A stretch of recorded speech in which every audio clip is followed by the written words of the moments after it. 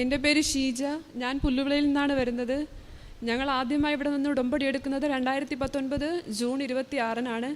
ഞങ്ങളിവിടെ വരാൻ തന്നെ ഞാൻ കല്യാണം കഴിഞ്ഞ് വിവാഹം കഴിഞ്ഞ് 1 വർഷമായിട്ടും കുട്ടികളില്ലാതെ പലവിധ ട്രീറ്റ്മെൻറ്റ് ചെയ്തിട്ടും ഞങ്ങൾക്ക് കിട്ടുന്നില്ലായിരുന്നു.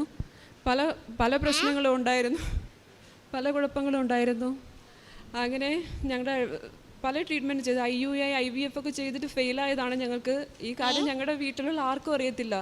ഞങ്ങളുടെ അടുത്തൊരു സുഹൃത്താണ് ഞങ്ങളുടെ കൂടെ പോകുന്നത്. അവർക്ക് പോലും അറിയത്തില്ല ഞങ്ങൾ ഈ ട്രീറ്റ്മെൻ്റ് ഒക്കെ ചെയ്തിട്ടുണ്ടെന്ന് തന്നെ. ഇപ്പോഴായിരിക്കും അവർ അറിയുന്നത് തന്നെ.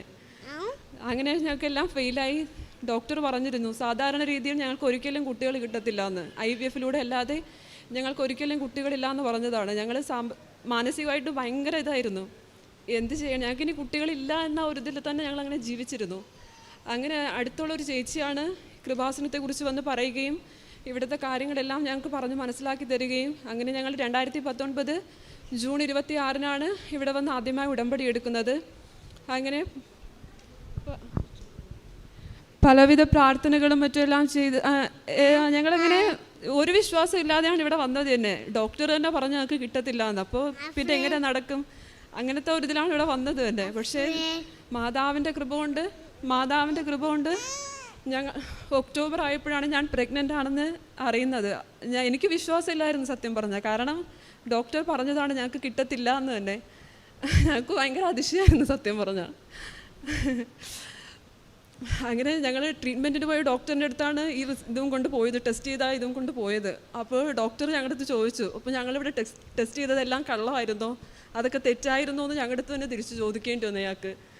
അവർക്ക് തന്നെ അതിശയമായിരുന്നു. അപ്പോൾ ഫസ്റ്റ് ഇതിൽ തന്നെ സ്കാനിങ് ഒക്കെ ചെയ്തായിരുന്നു. കാരണം ഞങ്ങൾക്ക് സാധാരണ രീതിയിൽ കുട്ടികളെ കിട്ടത്തില്ല എന്ന് പറഞ്ഞതുകൊണ്ട് തന്നെ പല പ്രശ്നങ്ങളും വരാൻ സാധ്യതയുണ്ട്. മാതാവിൻ്റെ കൃപ കൊണ്ട് ഞങ്ങൾക്ക് ഒരു കുഴപ്പവും വരാതെ, ഒരു കുഴപ്പവും ഇല്ലായിരുന്നു, ഒരു ഇതും ഇല്ലാണ്ടിരുന്നു. സാധാരണ ഇങ്ങനെ ഇത്രയും ലേറ്റായി കിട്ടുന്നത് കൊണ്ട് തന്നെ പലവിധ പ്രശ്നങ്ങൾ വരാറാണ് പതിവ്. ഒരു കുഴപ്പവും ഇല്ലാതെ ഞങ്ങൾക്ക് ജൂൺ 22 2020 ജൂൺ 22 ഒരു കുഞ്ഞിനെ, എൻ്റെ മോളെ അഫ്രിൻ എന്നാണ് പേര്. എനിക്കിവിടെ വന്ന് സാക്ഷി പറയുന്നത് ഇത് എന്നെ വിശ്വസിക്കാൻ പറ്റുന്നില്ല. ഞാനിന്നിവിടെ വരുമെന്ന് തന്നെ എനിക്കറിയത്തില്ല. ഞങ്ങളുടെ ഒരു ഫ്രണ്ടാണ് ഇന്ന് ഞങ്ങളിവിടെ കൊണ്ടുവന്നത്. അവരുടെ അടുത്താണ് എനിക്ക് താങ്ക് യു പറയേണ്ടത് സത്യം പറഞ്ഞാൽ. ഞാനിവിടെ വരുമ്പോൾ വിചാരിച്ചില്ല ഇവിടെ വന്ന് കയറി നിൽക്കുമെന്ന് തന്നെ അറിയത്തില്ല. എനിക്കറിയത്തില്ല. ഇങ്ങനെ ആദ്യമായിട്ടാണ് ഞാൻ ഇത്രയും ആൾക്കാരുടെ മുമ്പിൽ സംസാരിക്കുന്നത്. ഞങ്ങൾക്ക് പലവിധ അനുഗ്രഹങ്ങളും ഉണ്ടായിട്ടുണ്ട്.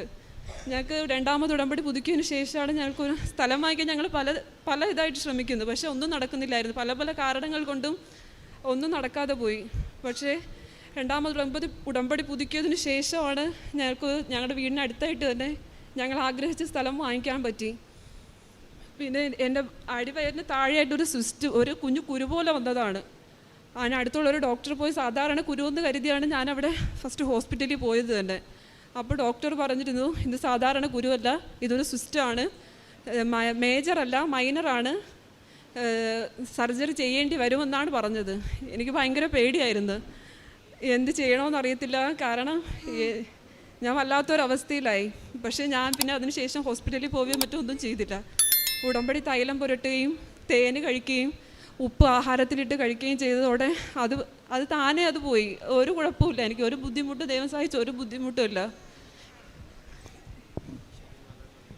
ശരിക്കും എനിക്ക് ഒത്തിരി അനുഗ്രഹങ്ങൾ തന്ന എൻ്റെ അമ്മ മാതാവിന് ഈശോയ്ക്കും ഒരുപാട് നന്ദി. Thank you.